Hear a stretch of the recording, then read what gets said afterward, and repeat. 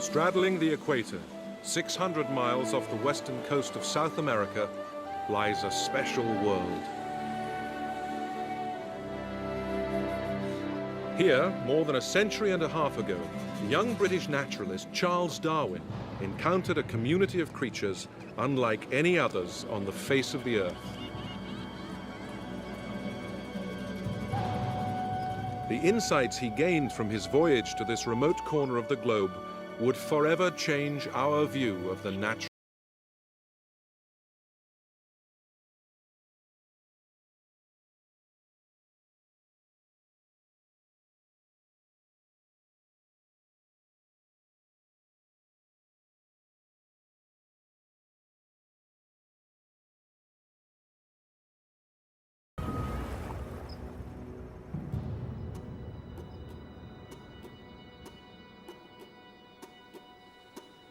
Today, scientists aboard the research vessel Seward Johnson retrace the journey of Charles Darwin to the fabled Galapagos Islands. It's the expedition of a lifetime for marine biologist Carol Baldwin from the Smithsonian Institution, whose interest in these islands reaches back to her first reading of Darwin's journals. I've always dreamed of coming here to see what Darwin saw and to continue the work he began. And now, using the tools of modern science and technology, we can go where he could never go, to explore a world he could only imagine.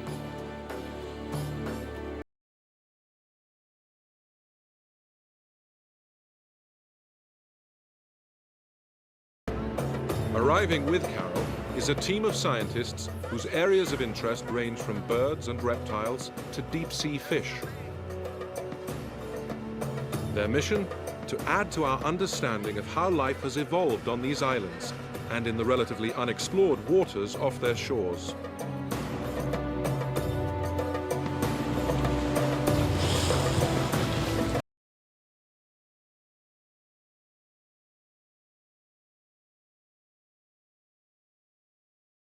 Rocky outposts in the vast Pacific, the Galapagos bear testament to a volcanic birth and to natural forces that continually reshape their features, creating fresh footholds for life.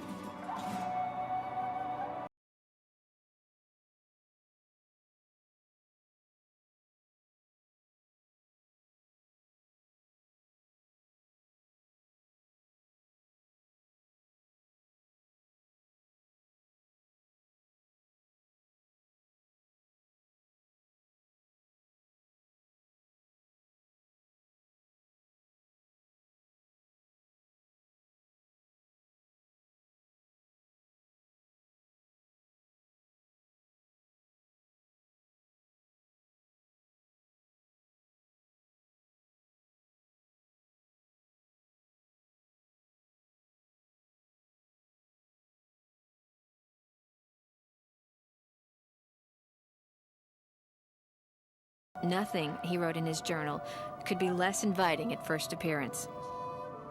And when you've hiked for an hour over these rivers of frozen lava, you do start to wonder how anything could possibly live here. Then suddenly, something moves.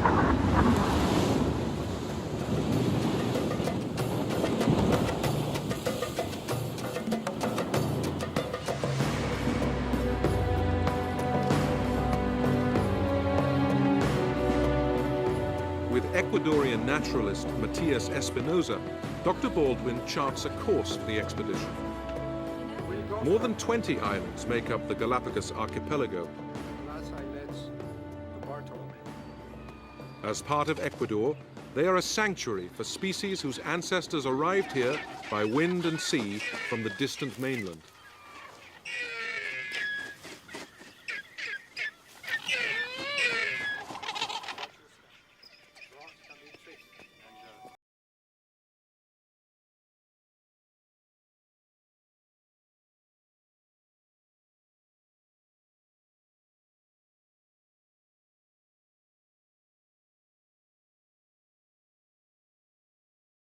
Around streams of molten lava are good places to look for fossils.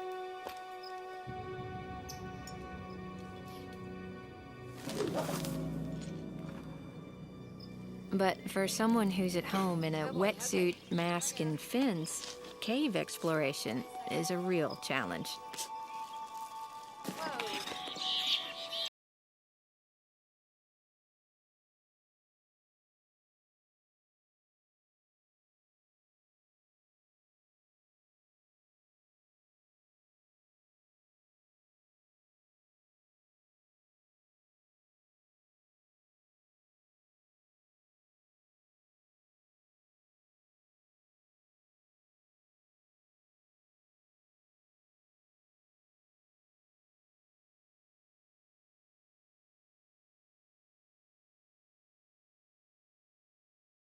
Though the inside of the tunnel is as beautiful as a great cathedral, it's a scary feeling to be scrambling around in a place where the roof can collapse any minute.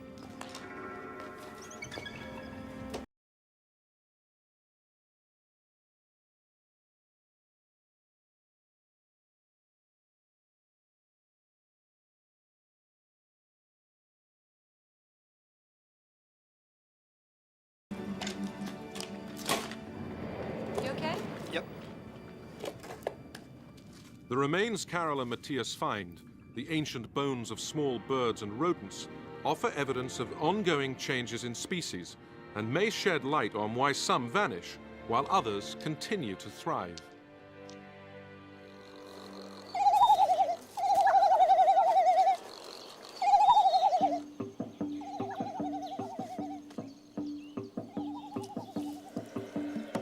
Found nowhere else on Earth, the giant Galapagos tortoise is one of the island's survivors. Built like a half-ton tank, the hefty reptile may not win any races, but it can live over 100 years.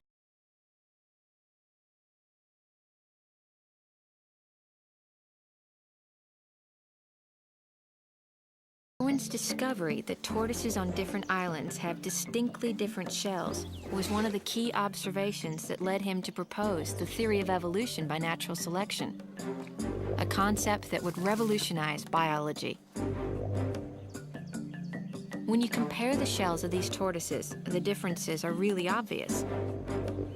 This one, with his low domed shell, feeds near the ground, while the ones with high arch shells can munch the leaves others can't reach.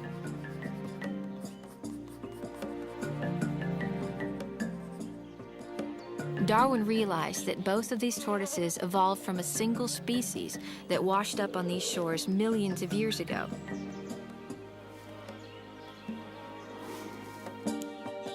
In the same way, a single species of finch that arrived here on the wind led, in time, to 13 different species, each with its own distinctive beak. As with the tortoises, natural selection shaped the beaks for special functions. Bigger beaks crack the heavy seeds, and more slender bills probe for tiny insects. In the thousands of years since their ancestors arrived, the Galapagos cormorants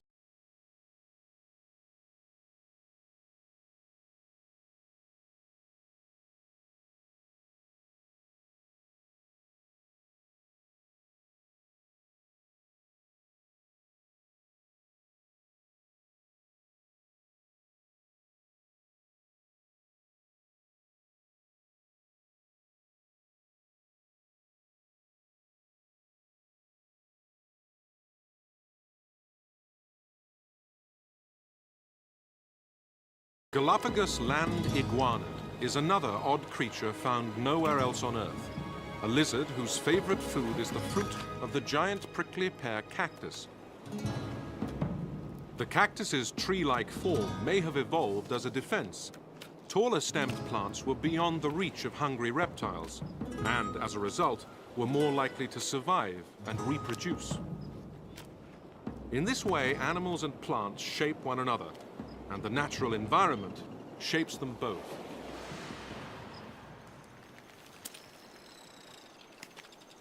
For biologists like Dr. Baldwin, the isolation of these islands is a powerful lure, a place where the processes and results of evolution may be more easily observed. Where the land meets the sea in the Galapagos, tide pools are plentiful, and they make a perfect playground for young sea lions. In these sheltered nurseries, pups can frolic, free from the sharks and other predators that wait for them in the deeper waters offshore.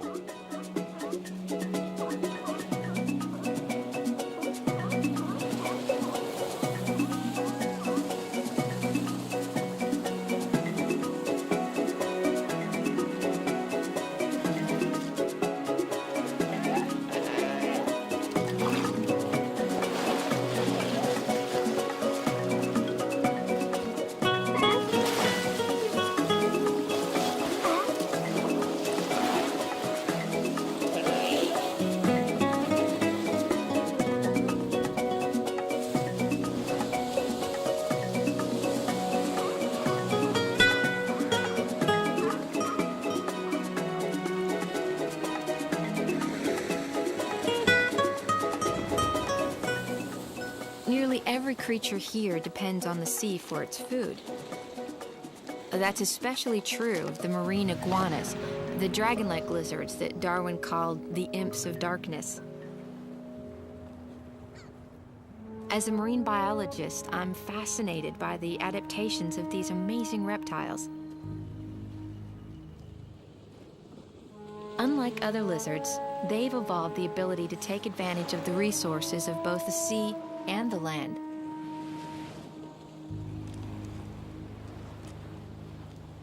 It's believed that land-dwelling iguanas reach these islands by riding on floating mats of vegetation, or by island hopping across fragments of land that are now submerged. Almost invisible amid the black lava rocks where they bask, the descendants of those first pioneers evolved the sooty grey hides that help them soak up the sun's heat before they set off into the cold coastal waters to feed.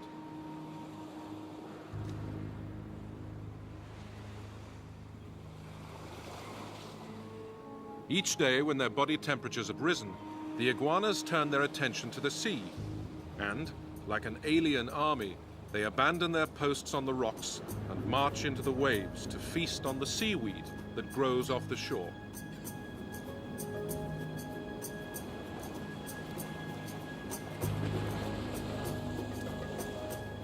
Equally at home in two worlds, the amphibious lizards prosper in the wild Galapagos, where they've staked their claim to some of the island's best surfing spots.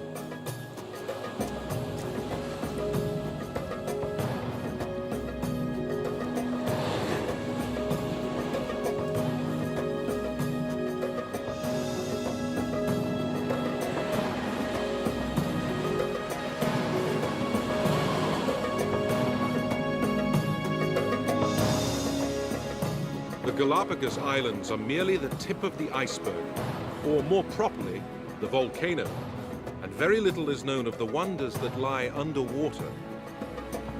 Here, in a world that Darwin saw only through the window of a glass-bottomed bucket, the real work of the marine biologist begins.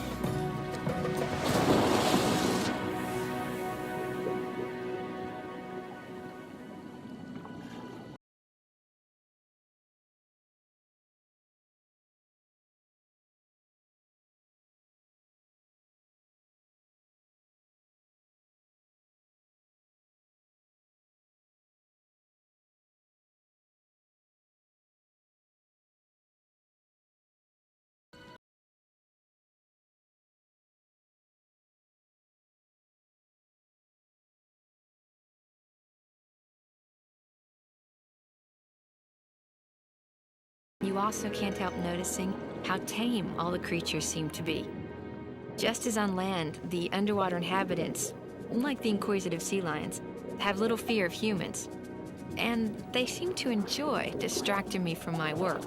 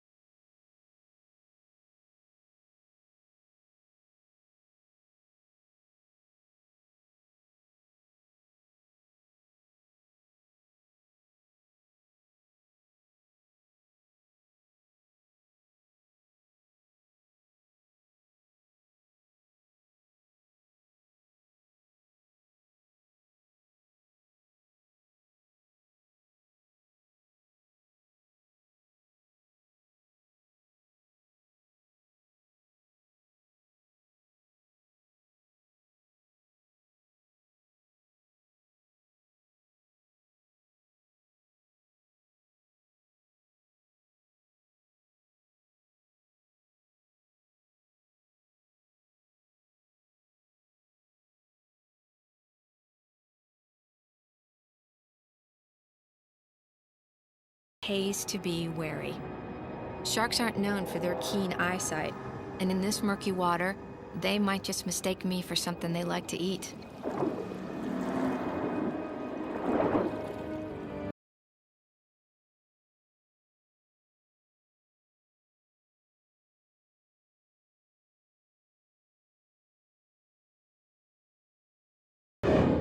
Hammerhead sharks swarm in huge numbers around these islands.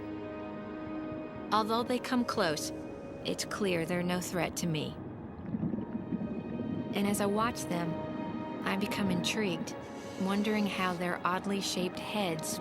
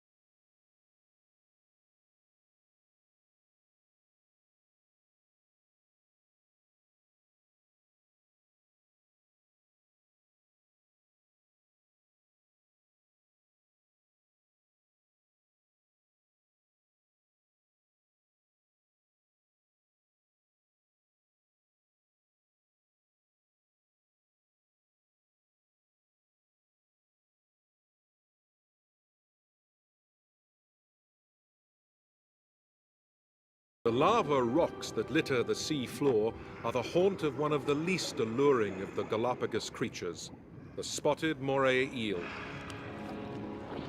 The snake-shaped fish has a mouthful of needle-sharp teeth and powerful jaws that can snap with the force of a bear trap.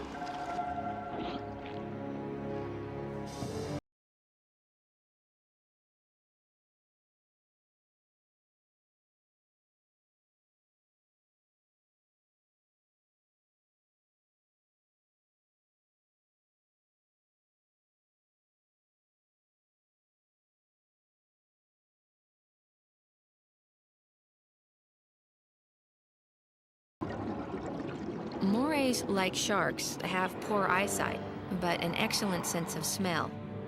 I wonder, is it the fishes I've collected in my net that interest them, or is it me?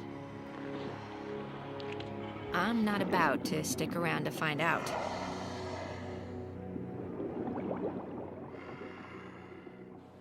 With her shallow water collecting completed, Dr. Baldwin returns to the ship, where the most exciting and risky part of her mission gets underway: the exploration of the deep waters off the Galapagos Islands in the Johnson Sea Link submersible.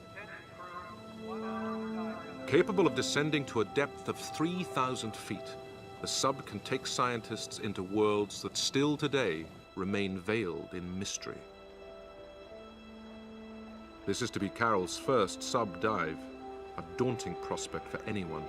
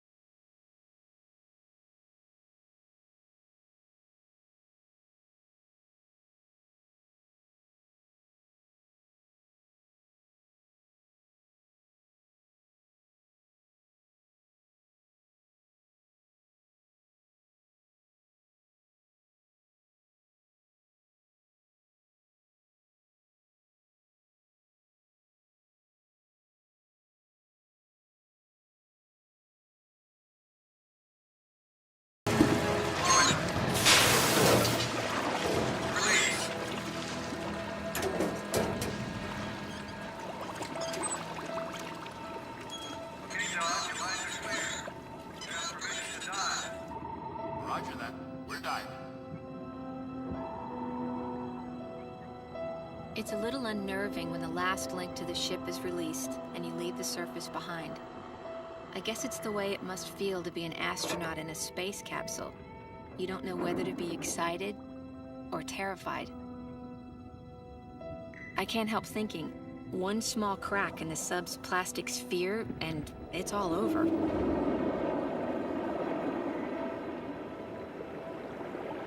But then I remember how privileged I am to be here.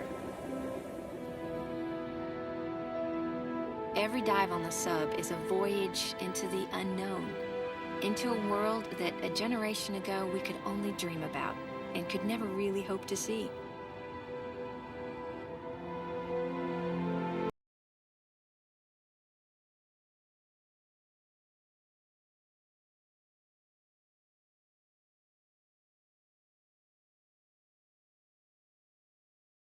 Stop to consider that less than 1% of the world's ocean floor has been explored, you realize that we may know more about outer space than we do about our own planet.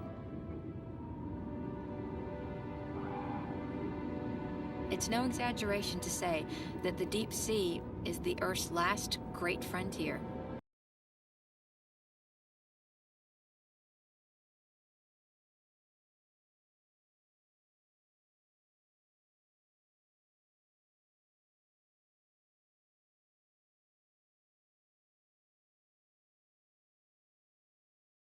The sub's lasers frame its remote-controlled cameras, and its robot arm is made ready to collect living specimens to bring back to the ship for study.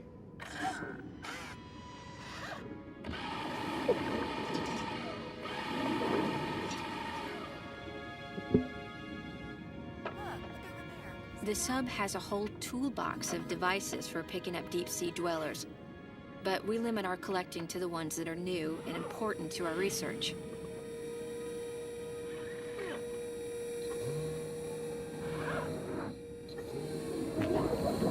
The first catch of the day, a peculiar fish with leg-like fins, rides in the craft's collection bucket.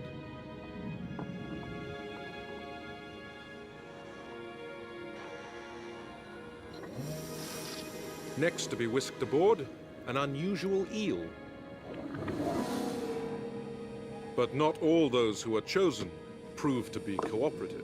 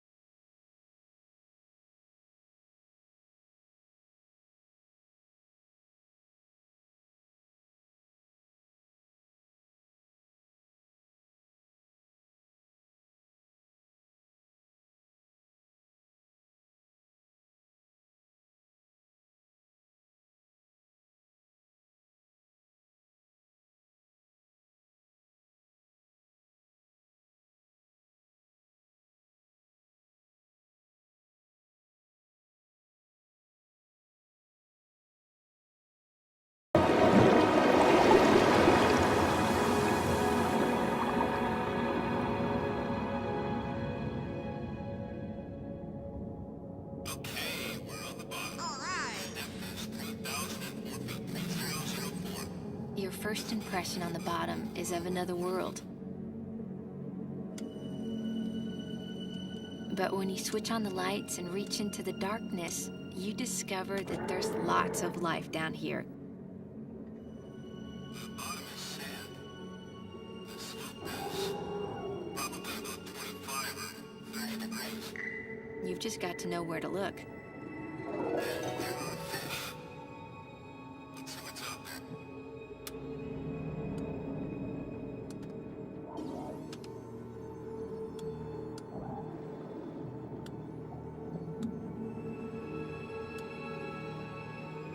This should be an easy one.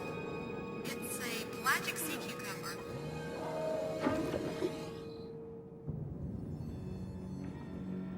Hey guys, we just got a sea cucumber. Something I'm not familiar with. Just gonna collect some sand and we'll check it.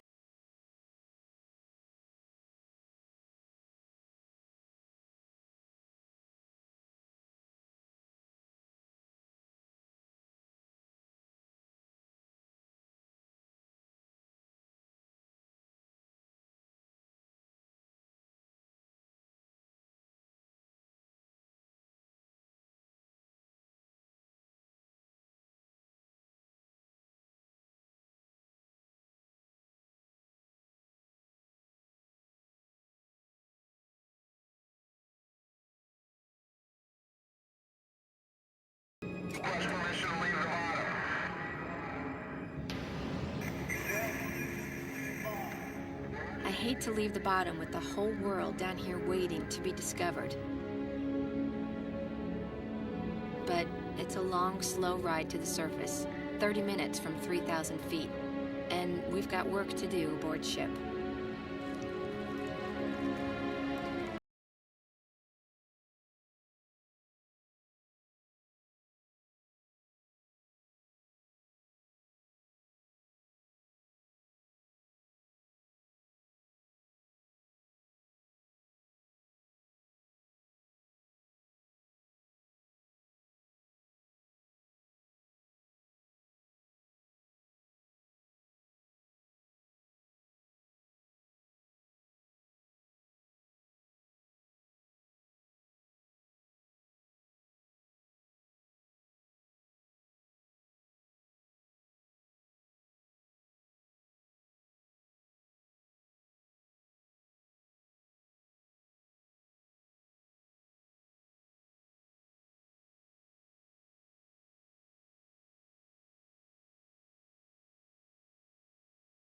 The dive has been an incredible high, and I can't wait to see up close the amazing things we've collected. Hey, John, come look at this Jell-O nose. What do you have there? Look at that! Hey, that's that crab Each that I new saw species will be earlier. carefully studied by scientists at the Smithsonian and other institutions around the world. Look at this. Look at those eyes. They're so graceful. And together, we'll try to find answers to the questions about how they swim and feed and reproduce, and how their special adaptations help them survive in the deep waters where they live.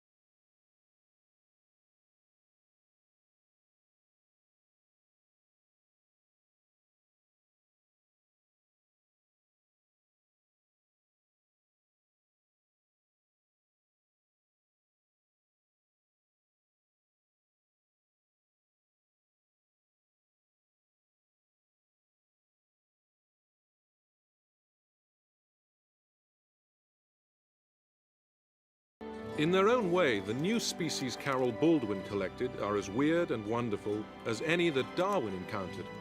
And in time, like the finches, tortoises, and iguanas on the land, they too may yield clues that will help to explain the secrets of their success.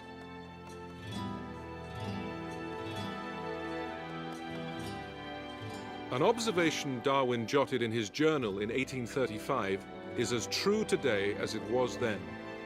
These islands, he said, seem to be a little world within themselves, a perennial source of new things.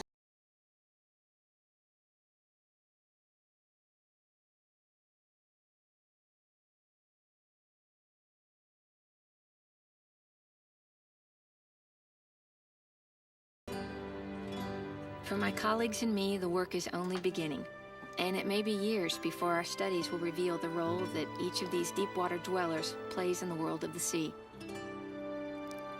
But we know that they all have secrets they can teach us.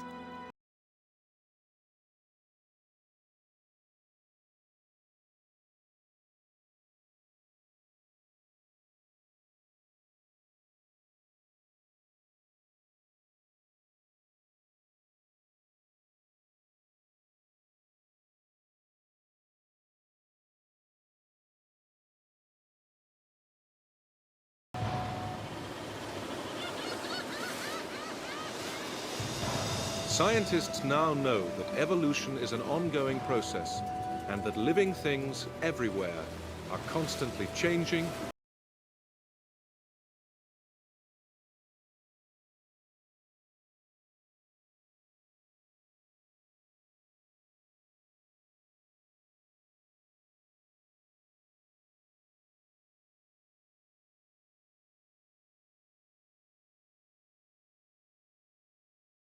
Leaving the Galapagos with far more than I'd hoped to find here. With my co-workers, we discovered at least a dozen new species, including some that might have come and gone from the Earth without ever being seen alive. My imagination had been fired by this magical place. As Darwin knew long before me, and as new generations of naturalists will discover, the quest to unlock life's secrets is an adventure that will never end.